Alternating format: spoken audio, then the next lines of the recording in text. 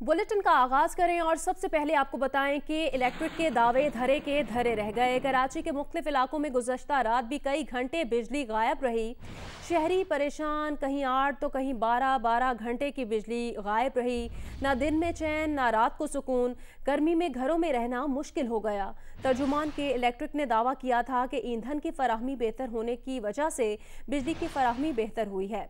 रात 12 बजे से सुबह 7 बजे तक बिजली की बिलातातुल फराहमी यकीनी बनाई जाएगी। बिजली की फराहमी जल्द मामूल पर लाने के लिए मसरूफ़ अमल है। तारीख पर तारीख मिल रही है, नहीं मिल रही तो कराची के अवाम को बिजली नहीं मिल रही। आज सूरत हाल बेहतर हो जाएगी, कल लोड शेडिंग में कमी आ जाएगी। इंशाल्लाह संडे से मोस्ट लाइकली इंशाल्लाह सिचुएशन बिल्कुल नॉर्मल हो जाएगी। के इलेक्ट्रिक के ये वादे और दावे उस ख्वाब की मानिंद हो गए जो कभी पूरे नहीं होते। होश की दुनिया में आने पर आवाम खुद को पंखा झलते, जनरेटरों को ऊधम मचाते हुए पाते हैं। कराची में कोरंगी, PECHS, गुलिस्तान जौहर, शाह फैसल, मलीर, लियारी, लांडी, गुलशन इकबाल, फेडरल बी एरिया समेत दीगर इलाकों में बिजली की लोड शेडिंग का सिलसिला जारी है। कई इलाकों में लोड शेडिंग का दौरानिया 3 घंटे से 7 घंटे तक है। शहर का कोई इलाका इस वबाल से महफूज नहीं। उधर तर्जुमान के इलेक्ट्रिक के नए दावों के मुताबिक ईंधन की फराहमी बेहतर होने की वजह से बिजली की फराहमी बेहतर हुई है। रात 12 बजे से सुबह 7 बजे तक बिजली की बिला तातुल फराहमी यकीनी बनाई जाएगी।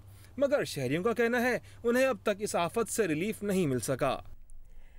कराची के मुख्तलिफ इलाकों में बिजली की लोड शेडिंग का सिलसिला जारी है। तर्जुमान के इलेक्ट्रिक ने दावा किया है कि ईंधन की बेहतर फराहमी पर रिहायशी सारिफीन के लिए रात को लोड मैनेजमेंट का सिलसिला ख़त्म कर दिया गया है। तफसील जानेंगे जियो न्यूज़ के नुमाइंदे तलहा हाशमी से।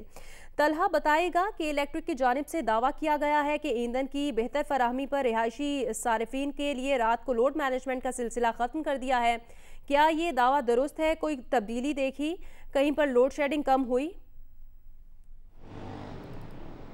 देखिए, लोड शेडिंग का दौरानिया रात में तो इसमें कोई दूसरी बात नहीं है कि बहुत से इलाके जो रात गए इसका अजाब भुगत रहे थे और वो भी रात गए। इससे मुराद ये कि रात में 1 बजे, 2 बजे, 3 बजे उनकी लाइट जाती थी और 2 से 3 घंटे जा रही थी। तो आज शब जो गुजरी है उसमें लोगों की इतनी ज़्यादा शिकायत नहीं आई है, लेकिन ये कहना बिल्कुल भी मुनासिब नहीं होगा कि लोड शेडिंग बिल्कुल ख़त्म हो गई है। कुछ ऐसे इलाके हैं जहाँ पर मलीर के कुछ एरियाज़ हैं, कुछ दीगर इलाके हैं जहाँ पर आज भी कुछ शिकायतें आई हैं, लेकिन जो एक मजमूई तौर पे जो शिकायतें आ रही थी कराची के मुख्तलिफ इलाकों से रात गए लोड शेडिंग की और गैर एलानिया लोड शेडिंग की, वो नहीं आई है। ताहम कल से अब तक की जो सिचुएशन है उसमें तकरीबन 10 दिन से ज़्यादा का ये वक्त हो गया। 10 दिन पहले के इलेक्ट्रिक ने फर्नेस ऑयल का जो बहाना बना के गैर एलानिया लोड शेडिंग का सिलसिला शुरू किया था। उसके बाद जो लो लॉस फीडर्स होते हैं जो के इलेक्ट्रिक के टर्म में, वो इलाके जहाँ पर बिलिंग पूरी है वहाँ पर लाइट नहीं जाती, 1 मिनट के लिए लाइट नहीं जाती, वहाँ पे भी लोड शेडिंग शुरू की गई और उसमें कई घंटे की लोड शेडिंग की गई। और जहाँ पे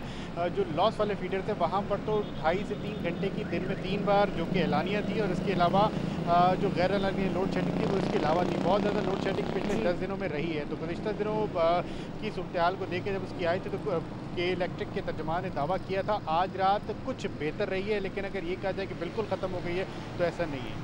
जी, बहुत शुक्रिया तलहा हाशमी, आपने तफसीलन अपडेट किया। हैदराबाद में बिजली की लोड शेडिंग का बहरान बदतरीन हो गया। हेस्को की जानिब से एलानिया और गैर एलानी लोड शेडिंग कहीं 8 से 10 तो कहीं 8 से 12 घंटे तक बढ़ा दी गई है। तफसील बताएंगे नुमाइंदा जियो न्यूज़ अली नईम। जी बिल्कुल, हैदराबाद इलेक्ट्रिक सप्लाई कंपनी की जानिब से हैदराबाद में 8 से 10 घंटे की एलानिया और गैर एलानिया लोड शेडिंग की जा रही है, जिसकी वजह से हैदराबाद के शहरी इंतहाई परेशानी का शिकार हैं। जब बिजली दस्तियाब होती है तो पानी दस्तियाब नहीं होता और जब पानी दस्तियाब होता है तो उस वक्त बिजली दस्तियाब नहीं होती है। यही वजह है कि हैदराबाद के कई इलाकों के अंदर पीने के पानी का बहरान भी पैदा हो चुका है। तवील बिजली की जब बंदिश होती है तो शहरी हेस्को के जो शिकायती मराकिज़ हैं वहाँ पर फ़ोन करते रहते हैं, लेकिन कंप्लेन सेंटर के ऊपर ना कोई फ़ोन उठाने के लिए मौजूद होता है और ना ही सब डिवीज़न ऑफिस के ऊपर अगर कोई शहरी जाके कंप्लेन का इंदराज कराना चाहे तो वहाँ पर भी अमला दस्तयाब नहीं होता है। शहरी सारी सूरत हाल से इंतहाई परेशानी का शिकार है। जबकि अगर हम हेस्को की बात करें तो हेस्को की जानिब से दावा किया जा रहा है कि हैदराबाद के अंदर महज 6 घंटे की लोड शेडिंग की जा रही है, लेकिन हकाइक इसके बिल्कुल बरक्स हैं। 8 घंटे की लोड शेडिंग के बाद भी हैदराबाद के अंदर मरम्मती काम के नाम के ऊपर बिजली की बंदिश की जाती है। इस सारी सूरत हाल के अंदर हैदराबाद के शहरी वज़ीर आज़म पाकिस्तान से मुतालबा मुतालबा करते हैं कि हेस्को की जानिब से जो हैदराबाद के अंदर एलानिया और गैर एलानिया बिजली की जो तवील बंदिश का सिलसिला जारी है, इसका नोटिस लिया जाए और फौरी तौर पर हैदराबाद के शहरियों को रिलीफ फराहम किया जाए। जी। मुल्क भर में कोरोना वायरस से मुतासिर स्मार्ट लॉकडाउन के इलाकों में अब बिजली की लोड शेडिंग नहीं होगी। बार डिवीजन के मुताबिक अब स्मार्ट लॉकडाउन के इलाकों में जहां बिजली के नुकसानात बहुत ज़्यादा हैं, वहां भी लोड शेडिंग नहीं की जाएगी। मुल्क भर की तमाम बिजली तकसीमकार कंपनियों को खुसूसी हिदायत जारी कर दी गई हैं।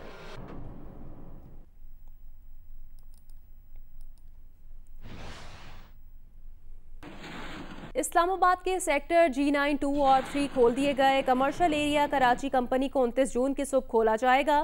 कोरोना केसेस के बाद सेक्टर G9, 2, 3 को कराची कंपनी समेत 13 जून को सील किया गया था।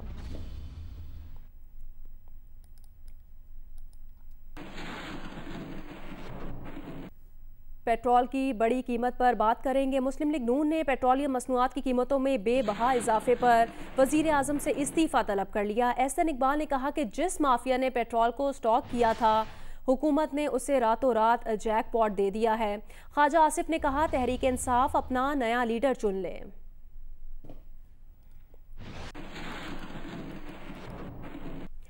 पेट्रोल की कीमत 71 रुपये 15 पैसे होनी चाहिए। हुकूमत जायद रेवेन्यू ले रही है। साबिक वजीर आजम शाहिद खाकान अब्बासी कहते हैं हुकूमत हर महाज पर नाकाम हो गई, लेकिन मौजूदा सूरत हाल में मुल्की मसाइल का हल नया इलेक्शन नहीं।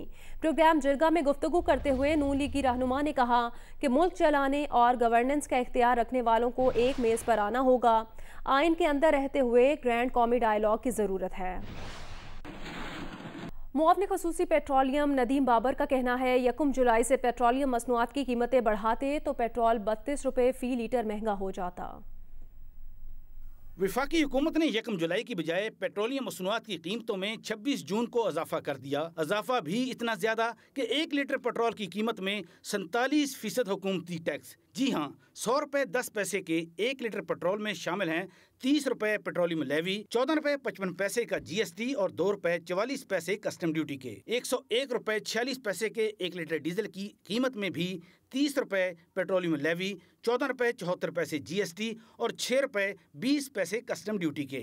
पेट्रोल और डीजल पर 30 रुपए तक पेट्रोलियम लेवी की मंजूरी मुस्लिम लीग नून के दौर में माली साल 2017-18 के फाइनेंस बिल में हुई थी, जो पहले 1 लीटर पेट्रोल पर 10 रुपए और डीजल पर 8 रुपए थी। ताहम पेट्रोलियम लेवी की 30 रुपए की आखिरी हद तक वसूली तहरीक इंसाफ ने शुरू की। मुस्लिम लीग नून के दौर में पेट्रोलियम लेवी तो कम थी, ताहम पेट्रोलियम मसनूआत पर GST को बहुत बढ़ाया जाता रहा। विफाकी वजीर पेट्रोलियम उमर अयूब कहते हैं कि पाकिस्तान में पेट्रोल की कीमतें तो खित्ते में सबसे कम तरीन हैं। हम लोग तेल प्रोड्यूसिंग कंट्री नहीं है, पर फिर भी बड़े सगीर में इस दौरान भी इस बड़े सगीर में क्या साउथ ईस्ट एशिया में सबसे कम कीमत पेट्रोल और डीजल की पाकिस्तान में है। ये बहुत बड़ी बात होती है। मुआवने खुसूसी पेट्रोलियम नदीम बाबर ने वक्त से पहले पेट्रोलियम मसनूआत की कीमतें बढ़ाने की दलील देते हुए कहा कि अगर 1 जुलाई से कीमतें बढ़ाते तो पेट्रोल ज्यादा महंगा होता। ये अगर किसी दोस्त का ख्याल है कि जी 5 दिन पहले हमने अनाउंस करके तो घुटने टेक दिए, तो ये कैलकुलेशन भी हम आपके साथ शेयर कर सकते हैं। इन 35 दिनों में भी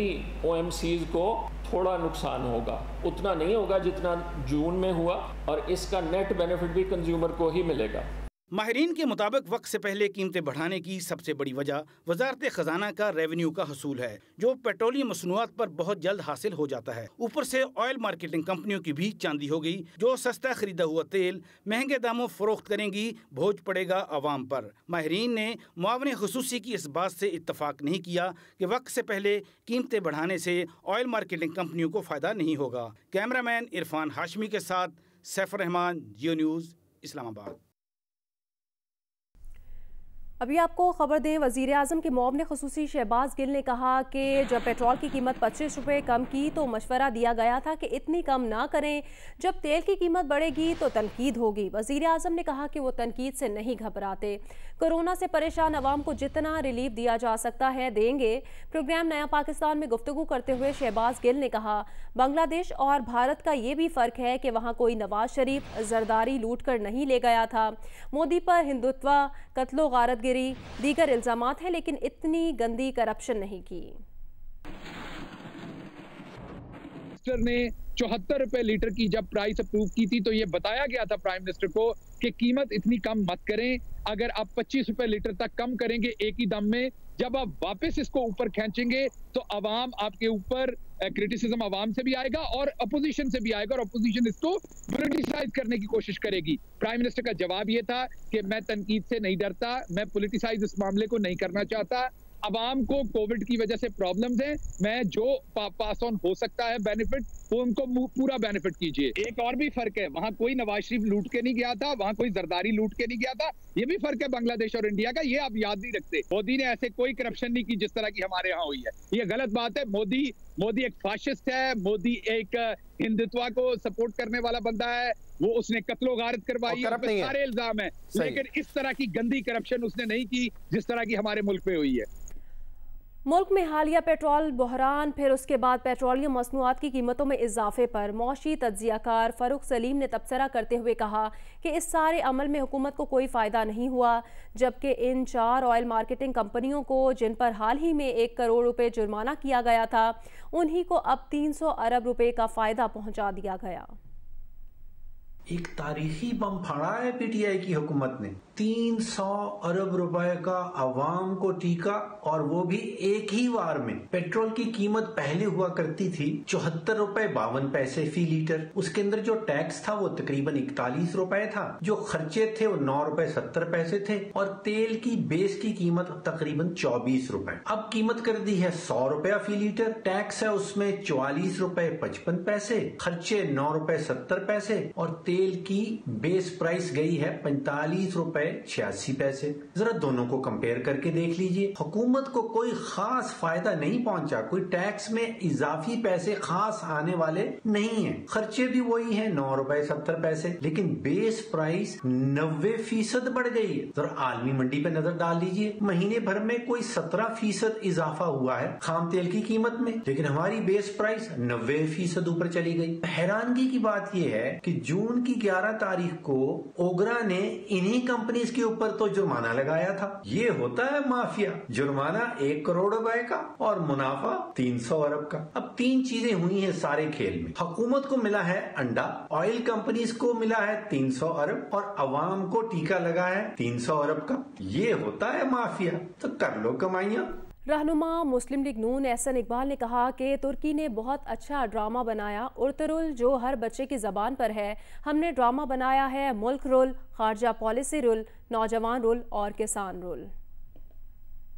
जनाब, आजकल हम तुर्की को बहुत अप्रिशिएट करते हैं कि तुर्की ने एक बहुत अच्छा ड्रामा बनाया है, जिससे उन्होंने अपनी तुर्की नेशनलिज्म को उभारा है, और आज वो हर बच्चे की जबान पे उर्तुगरुल ड्रामा है।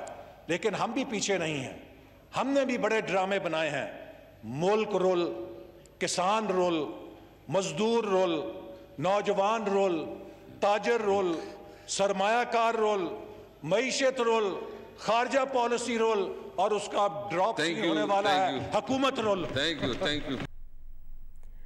वज़ीर इत्तेहाद पंजाब फयाजुल हसन चौहान ने मुस्लिम लीग नून के रहनुमा एहसन इकबाल के बयान का जवाब देते हुए कहा कि ताजिर अवाम किसान नहीं, असल में Nawaz role, Shahbaz role, Ishaq role, Hamza role, Ali Imran role, Suleman role, Hassan role, Narowal का अरस्तु रोल, ऑल शरीफ के हवारी रोल, ऑल पाकिस्तान लूट मार एसोसिएशन रोल। अपडेट करें आपको, इंग्लैंड के खिलाफ सीरीज के लिए कौमी स्क्वाड होटल से एयरपोर्ट के लिए रवाना हो गया है। पाकिस्तान टीम 10 बजे खुसूसी तैयारे पर मैनचेस्टर के लिए उड़ान भरेगी। मजीद तफसीलात जानेंगे जियो न्यूज़ के नुमाइंदे सुहेल इमरान से। सुहेल, बताएगा स्क्वाड में कौन कौन शामिल है, कौन कौन रवाना हो रहा है इंग्लैंड के लिए? आज पाकिस्तान क्रिकेट टीम 80 नशिस्तों वाले, फर्स्ट क्लास नशिस्तों वाले खुसूसी तैयारे से मैनचेस्टर के लिए रवाना होगी। 20 खिलाड़ियों पर मुश्तमिल स्क्वाड है। जिन खिलाड़ियों के कोरोना वायरस टेस्ट मंफी आए थे, वो टीम आज इंग्लैंड के लिए रवाना हो रही है।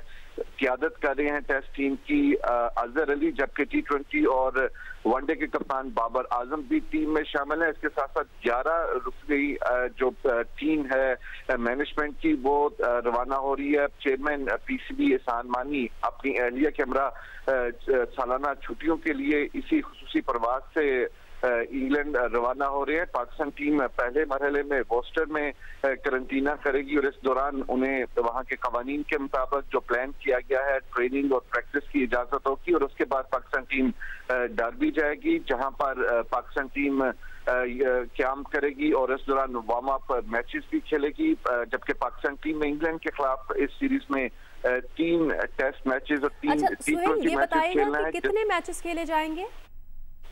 जिसमें 3 टेस्ट मैचेस हैं और उसके शेड्यूल का बाकायदा तौर पर बाज़ाब्ता तौर पर अभी ऐलान किया जाना है, लेकिन जो अभी तक मुजव्वज़ा शेड्यूल है उसके मुताबिक टेस्ट सीरीज 5 अगस्त से शुरू होगी और पहला टेस्ट मैच मैनचेस्टर के ओल्ड ट्रैफर्ड ग्राउंड में खेला जाएगा, जबकि इसके बाद 2 टेस्ट मैचेस हैं जो तजवीज़ किए गए हैं वो साउथहैम्पटन में होंगे। इसी तरह 3 T20 मैचेस की सीरीज टेस्ट सीरीज के इख्तिताम पर खेली जाएगी। जी बहुत शुक्रिया सुहेल इमरान, आपने अपडेट किया। कौमी असम्बली इजलास में वज़ीर तवानाई उमर अयूब मौजूदा हुकूमत का मुआजना साबिका हुकूमतों से कर रहे थे। सूरत हाल उस वक्त दिलचस्प हो गई जब उन्होंने अपोजिशन को ये याद दिलाने की कोशिश की कि 2014 में किसकी हुकूमत थी। इस सवाल पर अपोजिशन की जानिब से उन्हीं की जानिब इशारा कर दिया गया कि आप ही हुकूमत थी। 2014 में नेक्स्टर्स देखें, 2014 में जनाब स्पीकर जरा रिकॉर्ड चेक करें, कौन सी हुकूमत थी? हमाद साहब कौन सी हुकूमत थी?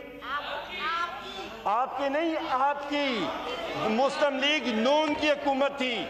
जनाब स्पीकर आपकी हुकूमत थी, मैं कोई कैबिनेट में नहीं था, मैं कोई कैबिनेट में नहीं था, मुस्लिम लीग नून की हुकूमत थी। और उस वक्त जनाब स्पीकर जो कीमत चढ़ी थी, जो कीमत उस वक्त चढ़ी थी 31% एक महीने में